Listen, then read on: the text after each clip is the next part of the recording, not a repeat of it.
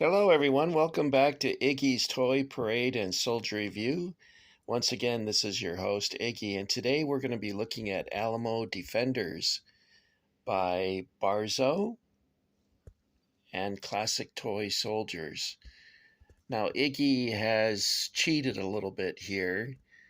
I wanted to fill out the shelf some more, so what I did is I grabbed some Colonials by Accurate who I think fit in well with the Alamo Defenders because they're in buckskin, as you see here, and or they have a slouch hat. But they look like they would fit in pretty good with the Alamo Defenders, so I stuck them up there. Also, there's two tempo, not tempo, why do I do that? Maybe I should change from Iggy to Stumble Mouth. That would be probably more accurate. Well, these are by Accurate, by the way. My mouth is not accurate, but these are accurate. By Tempo, they're Confederates. And I thought because of their slouched hats, as you can see there, they're pretty exaggerated and look more like what the Texans would be wearing, as you see down here. See that? Very similar to what our friend up here is wearing. So these are Confederates, these gray ones by Tempo Toys. And not the Swap It style Tempo, but their other figures that they were selling. These classic toy soldiers, they all show the droopy barrels. Now, some of you might be saying, well, come on, Iggy, why don't you get busy and start fixing that? Because, dip them in boiling water, straighten them out, and then dip them in cold water. The reason I haven't done that is I don't have a stove. And boiling water in the microwave takes way too long. I guess I'm not patient enough. But hopefully one day I'll get to move and have a real kitchen instead of just a microwave and a refrigerator. But these are the classic toy soldier Alamo Defenders. Look at that. It looks comical. Like he's got a rifle made out of really soft rubber, which, well, he literally does. I'm making funnies without realizing it.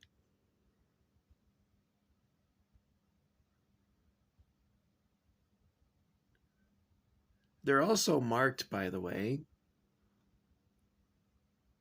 I like this one. It looks like he's was inspired by this figure here.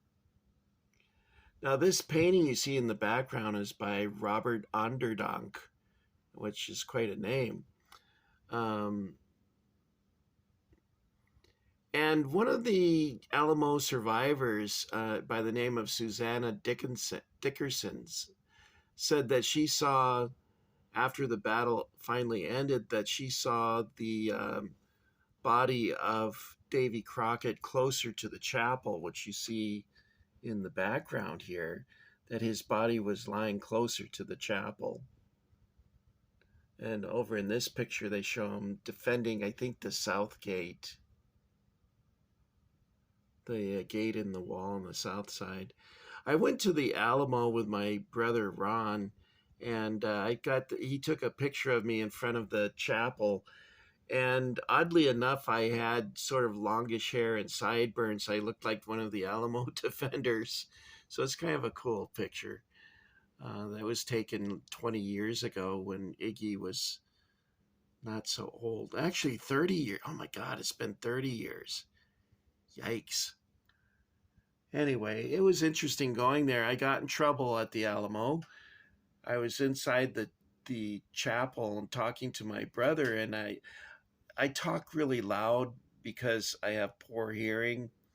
And one of the old biddies that worked there got after me to keep quiet, that I was in a sacred shrine and I need to keep my voice down. And afterwards, I laughed about it. But at the time, I felt like, why is she talking to me like I'm a little kid? And my brother said, well, you were talking pretty loud.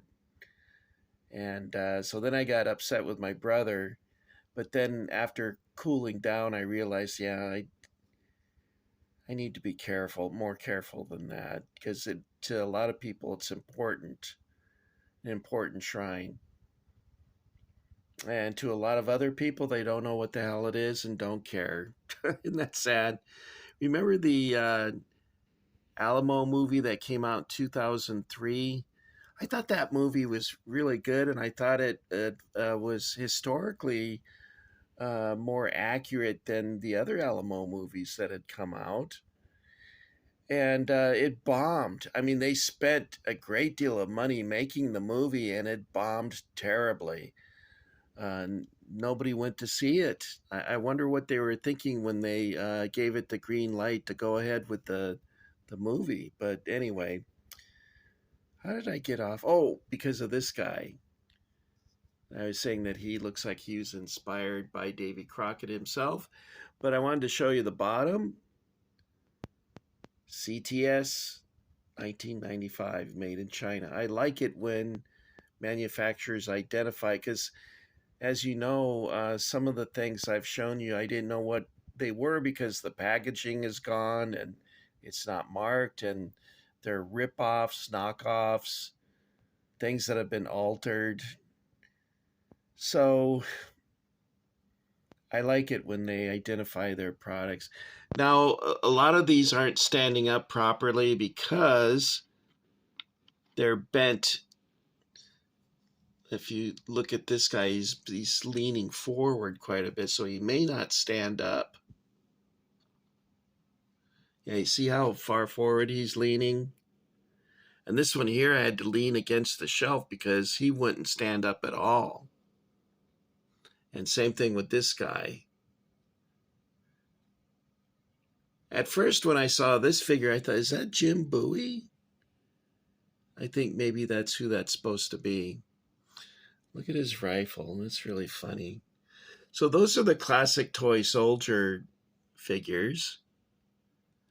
And these are the ones made by Barzo. Now, oddly enough, none of these Barzo figures are identifiable with any sort of markings. Unless there was a marking there and I sanded it off because it had a nib on it, which made it so you couldn't stand them up. So it's possible they had markings and I sanded them off. I don't see any evidence of that, though. That's just conjecture.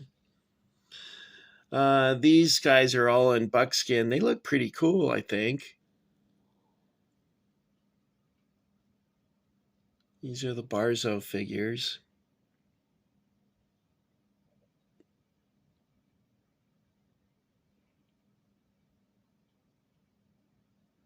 It's quite a knife he's got there.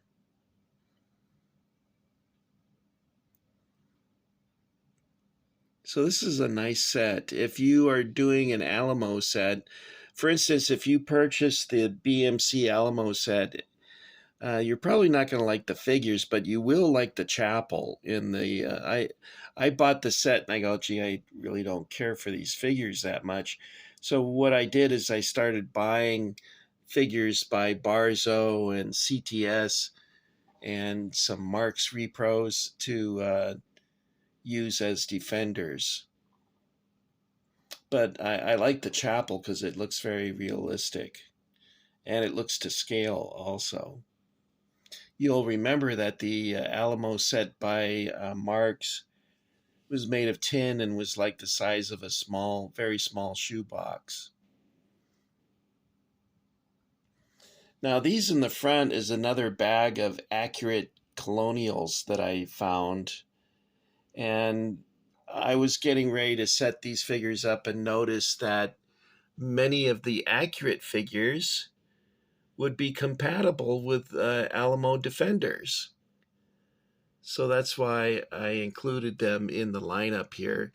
And of course, these Timpo Confederates, if you have those, they also work. And so that gives you an opportunity to purchase additional poses for your Alamo defense.